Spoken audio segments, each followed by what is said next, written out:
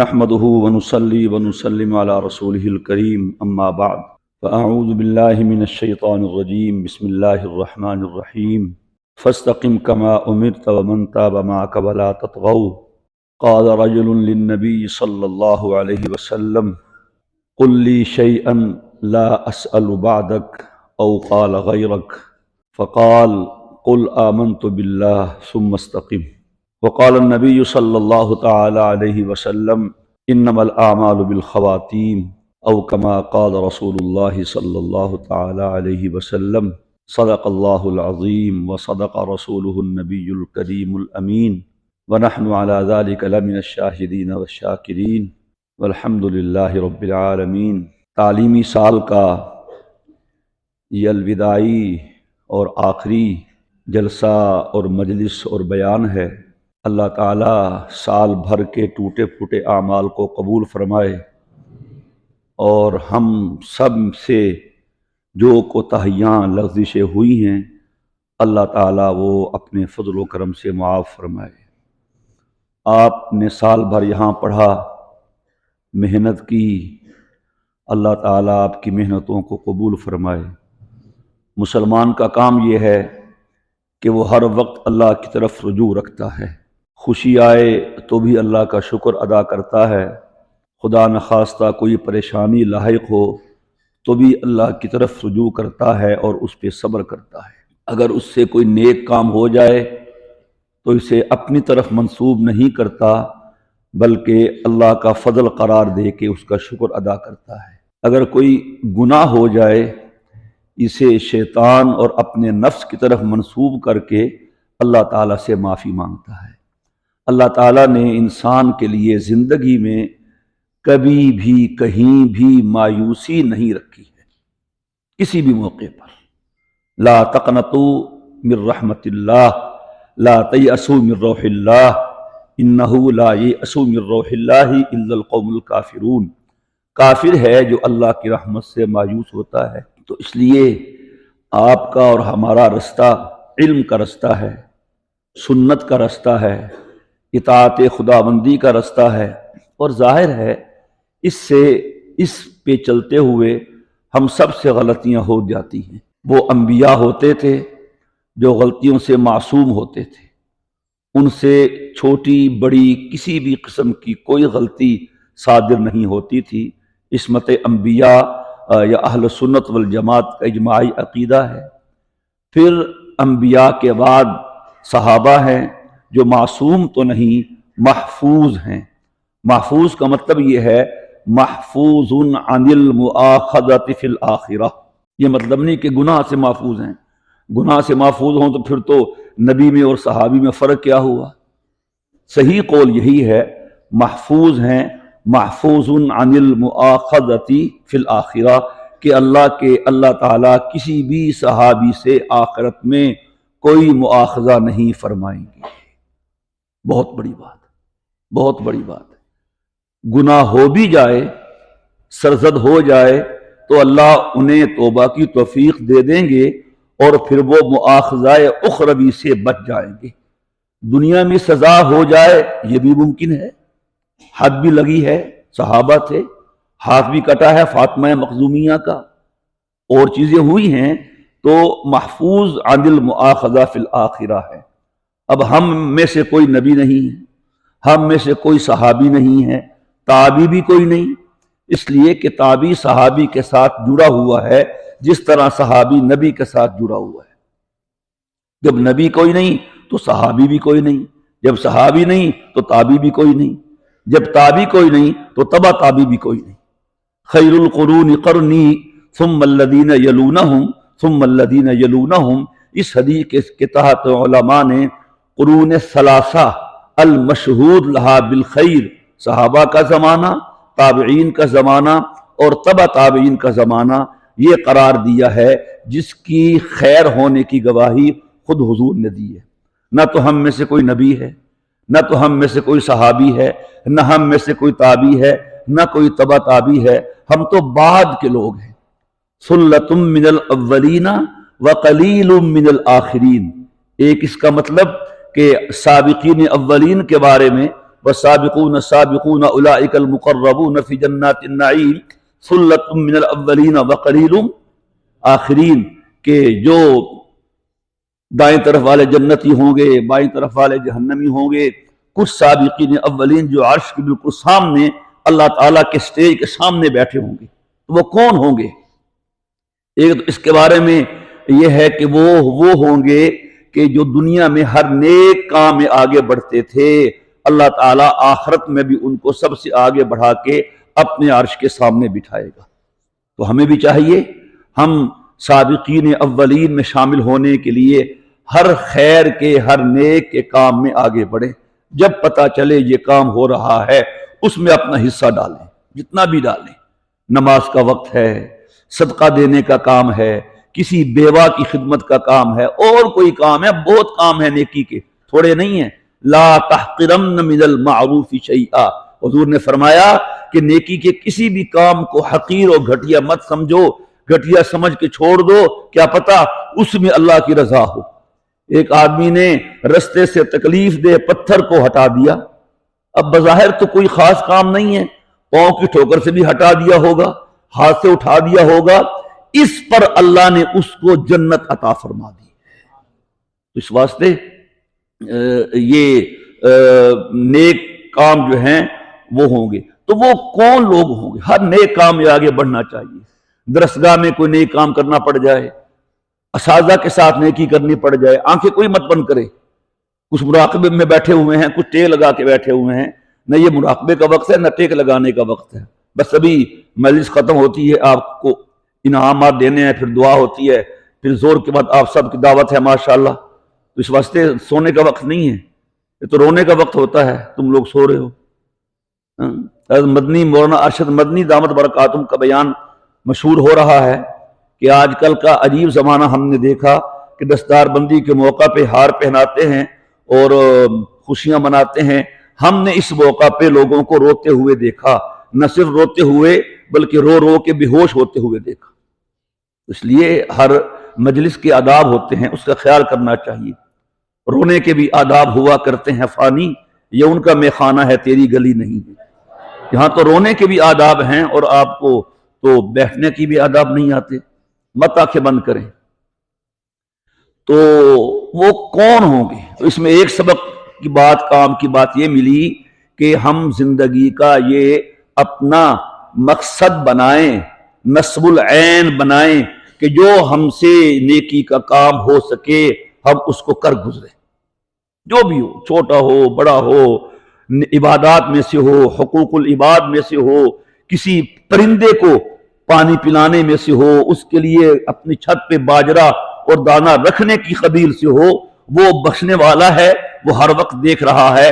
اسے کوئی عمل پسند آ گیا تو ہمارا بیڑا پار کر دے گا۔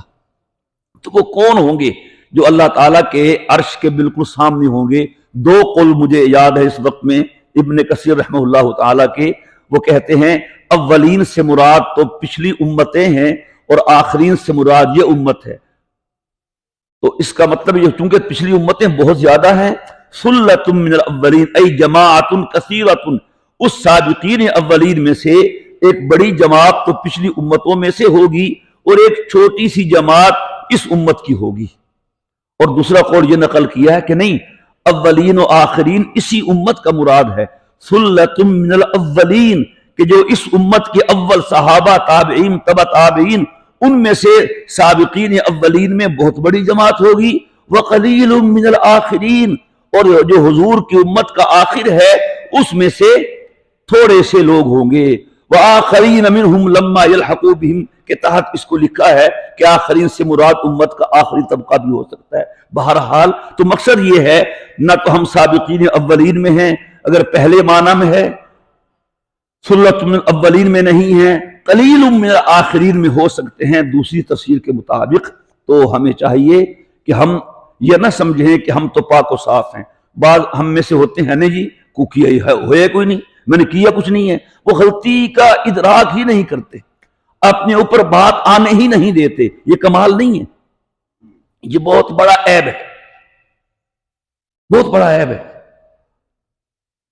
آدم علیہ السلام سے بھی خطا ہو گئی، گندم کا دانہ جو بھی کھا لیا، سمجھائی نا، اور شیطان سے بھی غلطی ہوئی، اس نے سجدہ نہیں کیا، لیکن اس کے بعد کا رد عمل دیکھیے، آدم فوراً توبہ طائب ہوئے اور ربنا ظلمنا انفسنا وان لم تغفر لنا وترحمنا لنکونن من الخاسرین، اور شیطان قال انا خیر منہ، دلیل دے رہا ہے، اپنی بات کی حقانیت ثابت کر رہا ہے۔ تو اس سے معلوم ہوا کہ یہ شیطان کا مزاج ہے کہ اپنے سے غلطی ہو تو غلطی اپنے اوپر نہ آنے دینا، اور عورت کا مزاج بھی یہ ہے، نیک عورت کا نہیں۔ ان کیدکن عظیم ہے، کہا قرآن کریم نے کہ زلیخا نے یوسف علیہ السلام کو بہلایا پھسلایا، اوپر لے گی، اوپر بالا خانے میں، تو یوسف صدیق سبحان اللہ وہاں جا کے کہتا ہے قال معاذ اللہ، وہ کہہ رہی ہے ہئی تلک، یوسف نے وہاں کہا قال معاذ اللہ۔ تو باہر نکلے، بھاگ رہے تھے، باہر نکلے، اس کا میاں بیٹھا تھا عزیز مصر، فوراً بولتی ہے قالت ما جزاء من اراد باہلک سوء، یہ ہے وہ شیطانی مزاج، وہ فسادی مزاج۔ تو عزیز طلباء کرام، میرے کہنے کا مقصد یہ ہے، نہ ہم نبی ہیں، نہ ہم صحابی ہیں، نہ ہم تابعی ہیں، ہم تبع تابعی ہیں، ہم آخرین میں سے ہیں۔ غلطی کا ہونا ہم سے نہ صرف ممکن ہے بلکہ ضروری ہے، خطا کار ہیں۔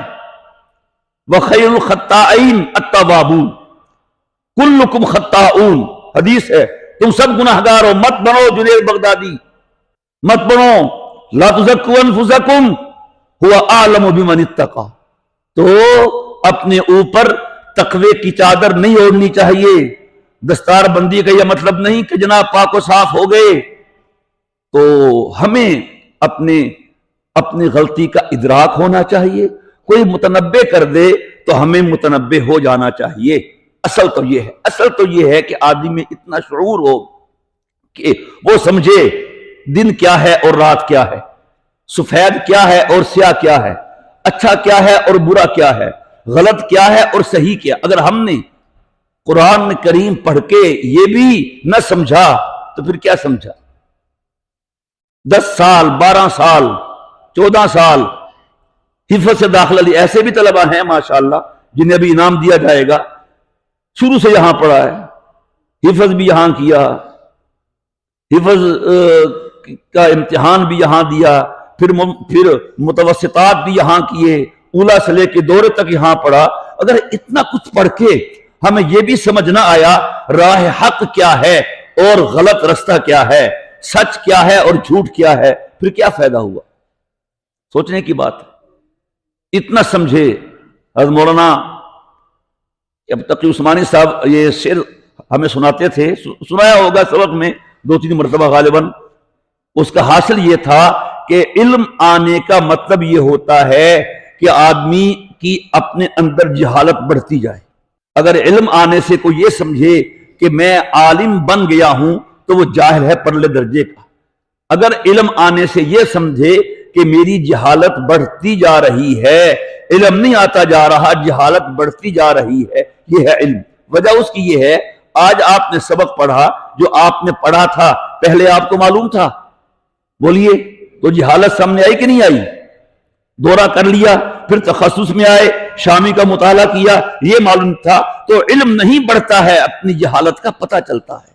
شعر پڑھتے تھے، اتنا سمجھے کہ کچھ نہ سمجھے، ہائے سو یہ بھی ہوا معلوم جا کے ایک عمر میں، کہ ساری زندگی پڑھ کے پھر جا کے آخر میں پتہ چلا کچھ نہ سمجھے، ہمیں تو کچھ آتا ہی نہیں ہے۔ وَمَا أُوتِيتُم مِّنَ الْعِلْمِ إِلَّا قَلِيلًا، اس واسطے یہ علم ہمیں کسی تکبر میں مبتلا نہ کرے۔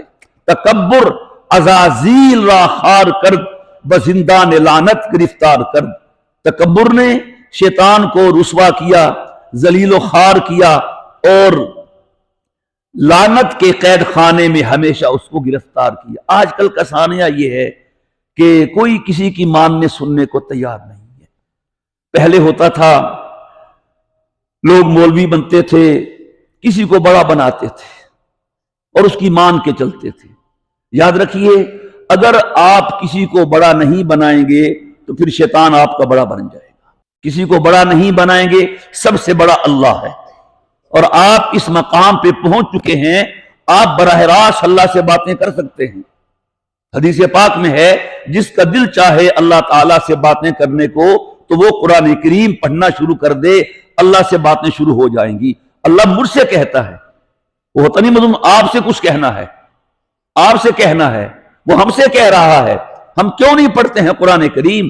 افلا یتدبرون القرآن، قرآن میں غور ہم کیوں نہیں کرتے؟ ہم نے تو جلالین بھی پڑھی ہے، ہم نے پچھلے 30 پارے وہ سال ہر سال 4 سال میں پڑھے ہیں، پھر ہم قرآن کیوں نہیں پڑھتے ہیں؟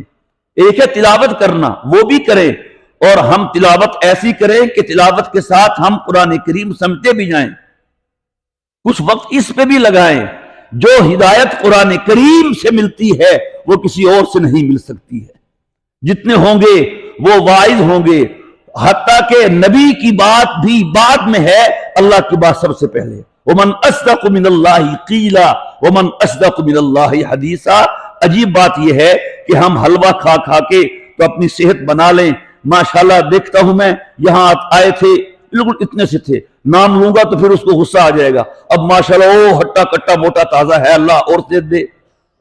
تو اگر ہم یہاں کا حلوہ کھا کے، یہاں کی دال کھا کے، یہاں کے کٹے کھا کے کٹے کی طرح ہو گئے ہیں، تو پھر ہم نے ایسے مذاق میں کہا ہے، جس کو کہا ہے وہ شاید سمجھ رہا ہوگا۔ تو اگر ہم یہاں کے مادی چیزیں کھا کے جسم بڑھا لیا ہے تو قرآن کریم پڑھ کے ہماری روح نے ترقی کیوں نہیں کی ہے؟ ہمارے اندر فکر کیوں نہیں پیدا ہوئی ہے؟ ہم توبہ کیوں نہیں کرتے ہیں؟ روزانہ ہم سے گناہ ہوتے ہیں تو روزانہ توبہ کر لیں۔ اگر ہم میں سے ہر کوئی سوچے اس وقت کہ کیا میرے کندھوں پر گناہوں کا بوجھ ہے، کسی کی حق تلفی کا بوجھ ہے؟ کچھ لوگ یہ سمجھتے ہیں کہ متقی ہونا یہ ہے کہ بس اللہ تعالیٰ کی عبادت کرتے رہو، یہ نہیں ہے۔ تقوی میں دونوں باتیں داخل ہیں، حقوق اللہ بھی، حقوق العباد بھی۔ اگر ایک آدمی نمازیں پوری کر رہا ہے، زکوٰۃ پوری دے رہا ہے، روزے پورے رکھ رہا ہے، زکوٰۃ کے ساتھ صدقہ بھی دیتا ہے، لیکن وہ ایذا رسانی کرتا ہے، پڑوسی کا حق ادا نہیں کرتا، محلے میں کوئی بھوکا ہے اس کا خیال نہیں کرتا۔ حدیث میں کیا ہے کہ جو خود تو پیٹ بھر کے سو جائے اور اس کا پڑوسی بھوکا رہے، لا یؤمن، وہ مسلمان نہیں ہے۔ یہ تقویٰ تھوڑی ہے۔ دین کا فہم بہت دیر سے آتا ہے۔ حضرت شیخ الاسلام صاحب دامت برکاتہم یہ بات بکثرت فرماتے تھے سبق میں خاص طور پہ کہ دیکھو، ایک ہے علم، ایک ہے تفقہ، دین کا فہم یہ بہت دیر سے آتا ہے۔ کوئی ایک چیز دین نہیں ہے، کوئی ایک کام دین نہیں ہے۔ آج کل یہ ایک مزاج بن گیا ہے کہ میں اپنے کام کو دین کہتا ہوں، جس رستے پہ میں چل رہا ہوں، جو میری جماعت ہے، جو میری پارٹی ہے، بس وہ دین ہے۔ صحابہ کا یہ مزاج نہیں تھا۔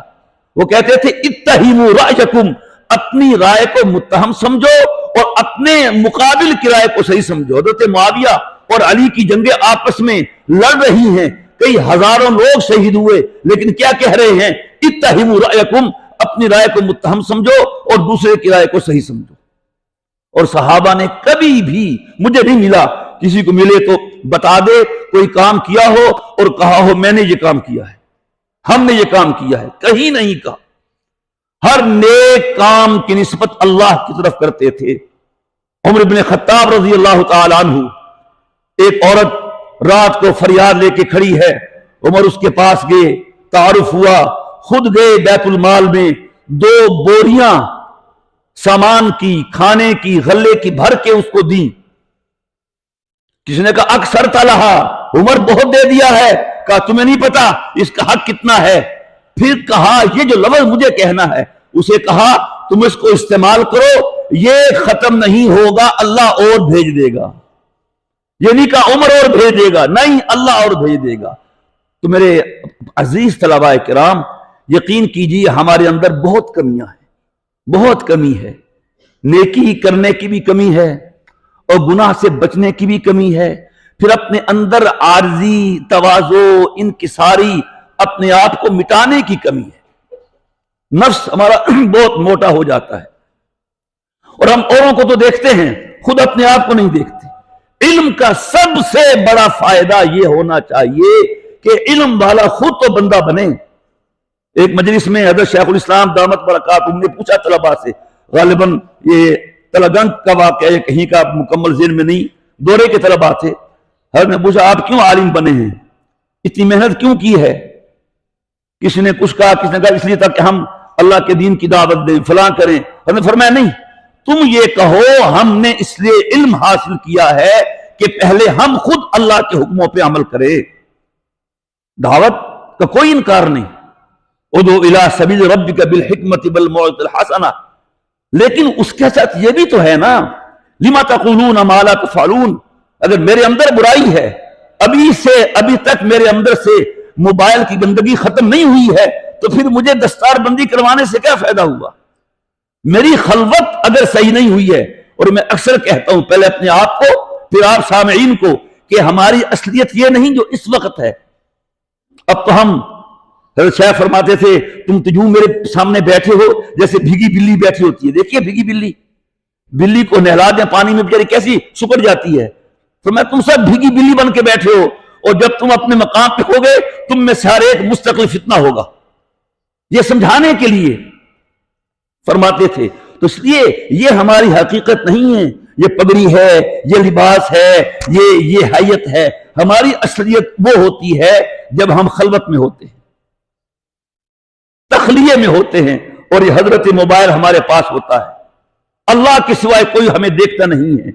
مومن نے کہا تھا، اس نے پتہ نہیں کس کے بارے میں کہا، آپ اس کو اپنے اللہ کے بارے میں کہیے، تم میرے پاس ہوتے ہو گویا جب کوئی دوسرا نہیں ہوتا۔ استاد نہیں ہے، نگران نہیں ہے، مربی نہیں ہے، والد نہیں ہے، بہن نہیں ہے، کوئی نہیں ہے، کون میرے ساتھ ہے؟ تو اس کے ہونے کا یقین کرو نا۔ وَهُوَ مَعَكُمْ أَيْنَمَا كُنْتُمْ۔ اگر ہمیں اتنا کچھ پڑھ کے بھی میت خداوندی حاصل نہیں ہوئی ہے تو کیا حاصل ہوا ہے؟ اور جب یہ حاصل ہو جائے پھر گناہوں سے آدمی بچتا ہے۔ تو سب سے بڑا اللہ ہے، اور سب سے بڑی بات اللہ کی ہے، ہم اللہ کی ہدایت سے ہدایت لیں۔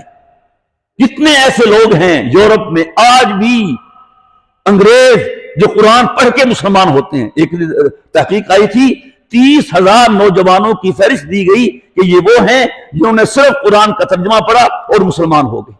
تو اس لیے ہم ہدایت لیں، ایسا نہ ہو خدا نہ خواستہ پھر ہمارا علم ہمارے لیے وبال بن جائے۔ ہم اپنی طرب لسانی سے کسی کو خاموش کرا سکتے ہیں، دلیل دے کے اللہ کو چپ کرا سکتے ہیں۔ تو اس علم نے، اس قرآن نے سینے کو پاک کرنا ہے، زبان میں سچائی لانی ہے، آنکھ میں حیا لانا ہے، بصارت میں، سماعت میں پاکیزگی پیدا کرنی ہے۔ اگر وہ ہوئی ہے تب تو ٹھیک ہے، نہیں ہوئی تو وقت ضائع نہیں ہوا۔ مدرسے سے فارغ ہو گئے تو کیا ہوا؟ ابھی دنیا تو ہے، اللہ کے ہاں آخری وقت آخری سانس تک ہے، اس سے پہلے اس کے ہاں آخری وقت نہیں ہے۔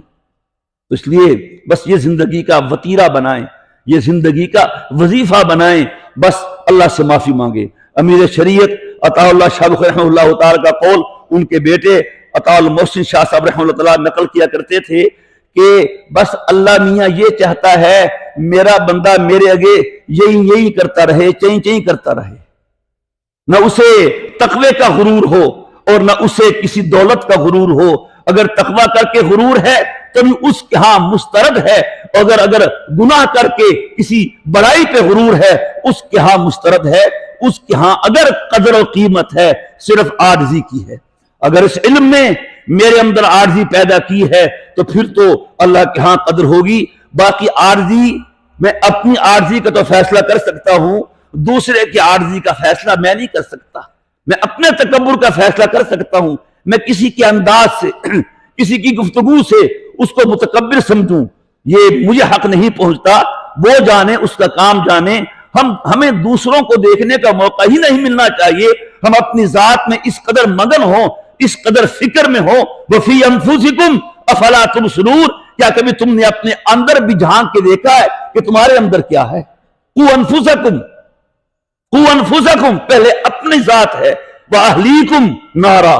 اس لیے عزیز طلباء کرام، باتیں تو بہت ہیں، باتیں کہاں ختم ہوتی ہیں۔ بہرحال اللہ تبارک و تعالیٰ کا شکر ہے کہ اس نے خیریت سے، عافیت سے آپ کا یہ سال مکمل کیا۔ جو طلباء فارغ ہو کے جا رہے ہیں، تخصص والے دورہ حدیث والے، اللہ ان کا یہاں سے خروج بھی مبارک فرمائے، بس زندگی میں گناہ سے بچے۔ ایک ہوتا ہے غلط ہونا، ایک ہوتا ہے غلطی ہو جانا۔ غلطی ہو جانا برا نہیں ہے، غلط ہونا برا ہے۔ آدم سے غلطی ہو گئی تھی، برے نہیں تھے، شیطان سے غلطی ہوئی، وہ تھا ہی غلط، اس وجہ سے وہ ملعون ہوا، اور آدم کو پھر اللہ پاک نے آخر میں جنت دینے کا دائمی فیصلہ کیا۔ تو یہ زندگی بھر کا معاملہ ہے، زندگی بھر کا معاملہ، ایک دن کی بات نہیں ہے۔ اب آپ آزاد نہیں ہوئے، ابھی آپ کو چلے گا پتہ دال کا ریٹ کیا ہے اور آلو کیسے ملتے ہیں، گوشت کیسے ملتا ہے اور گھی کیسے ملتا ہے۔ جب ماشاءاللہ 2-4 بچوں کی جماعت آپ کے گھر میں آ جائے گی نا، اور محترمہ ان کے ہاتھ میں کنٹرول ہوگا، پھر دیکھیں گے کہ آپ کہتے ہیں یہ بھی تھوڑا ہے، اب امامت بھی کر لیں، اب آن لائن بھی کر لیں، اب اون لائن بھی کر لیں، این لائن بھی کر لیں، کتنی لانوں سے آپ کریں گے، پھر چلے گا پتہ کہ مدرسہ کیا تھا، وہ تو اللہ کی رحمت کا سائبان تھا۔ اللہ تعالی ہمیشہ ہم سب سے اپنی رحمتوں کی بارش برساتا رہے۔ اللہ ہمیں جیسا وہ چاہتا ہے ہم ویسے بنیں، اپنے اندر عاجزی پیدا کریں، انکساری پیدا کریں، جو بھی کام کرے نیکی کر دریا میں ڈال، بس نیکی کر دریا میں ڈال۔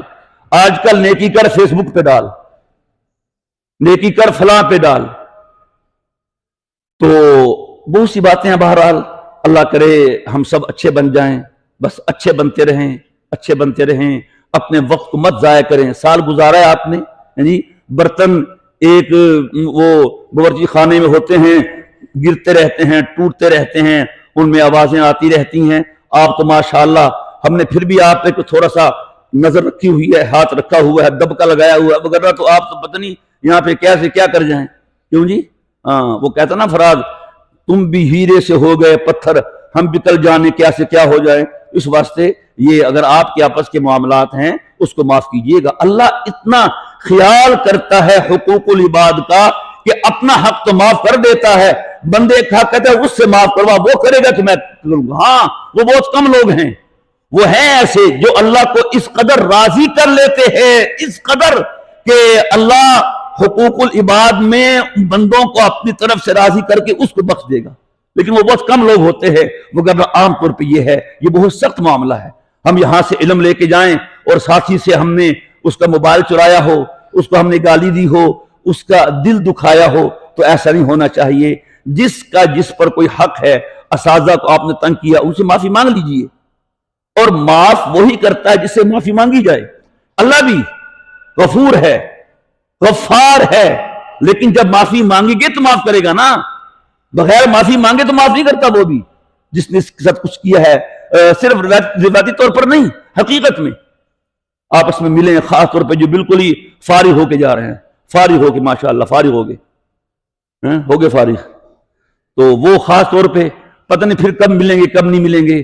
تو اس طرح کوئی آپ کے ذمہ جامعہ کا حق ہو، اساتذہ کا حق ہو، طلباء سے لین دین ہو، مت اپنے ذمے پیسے لے کے جائیے۔ لوگ دنیا سے چلے جاتے ہیں، واقعات پیش آ رہے ہیں، ان کے ذمے حقوق ہوتے ہیں۔ بہت مشکل مسئلہ ہے، بہت مشکل مسئلہ ہے۔ یوں سوچئے کہ بس میرے ذمے کسی کا کچھ نہیں، باقی ساری باتیں آپ نے سن لی ہیں۔ اللہ تبارک و تعالی آپ کا یہاں رہنا مبارک فرمائے۔ ہم میں سے، مجھ سمیت سب سے جو غلطی کوتاہی ہوئی، ہم معافی مانگتے ہیں، اللہ تعالیٰ معاف فرمائے، اور جو اچھا کام اللہ کی توفیق سے ہو گیا، اللہ اپنی بارگاہ میں قبول فرمائے۔ ہمارے امتحانات کا شعبہ سب حضرات اس میں ہیں، ماشاءاللہ بہت کام کیا ہر استاد نے، تعلیمات کا شعبہ، امتحانات کا، دارالاقامہ کا، مطبخ کا، آپ کو ناشتہ بھی کرایا، چپ بھی کرایا ہے، یہ سارے شعبے ہیں۔ ان اساتذہ کا آپ پہ حق ہے، میرے دل میں بہت قدر ہے ان کی۔ یہ کھڑے ہوتے ہیں یاسین کے لیے، چکر لگا رہے ہوتے ہیں مسجد میں کہ اس کو اٹھاؤ، اس کو اٹھاؤ، یاسین پڑھو، کتنا کام کیا ہے۔ اللہ ان کا اجر اللہ دے گا انشاءاللہ، باقی ان کا اجر کوئی تنخواہ میں بالکل نہیں ہے۔ اللہ جامعہ کے تمام اساتذہ کرام کو رضائے خیر عطا فرمائے، اور آپ سب کو اللہ رضائے خیر دے، اور جن کا علم باقی ہے، موقوف علیہ میں ہیں، سادسہ میں ہیں، متوسطہ میں ہیں، یہی توقع ہے کہ یہاں سے شروع کیا ہے اپنا علم یہاں ہی مکمل کریں۔ آپ کو ہماری وفا کی قدر نہیں ہے، جب آپ یہاں سے جائیں گے پھر آپ کو ہماری وفائیں یاد آئیں گی کہ وفا کیا ہوتی ہے، محبت کیا ہوتی ہے، اور یہ کسی کا خیال رکھنا کیا ہوتا ہے۔ اللہ تعالیٰ ہماری ٹوٹی پھوٹی محنتوں کو قبول فرمائے، اور جو ہم سے خطائی ہوئی ہیں اللہ تعالیٰ ان سے درگزر فرمائے۔ وآخر دعوانا ان الحمدللہ رب العالمین۔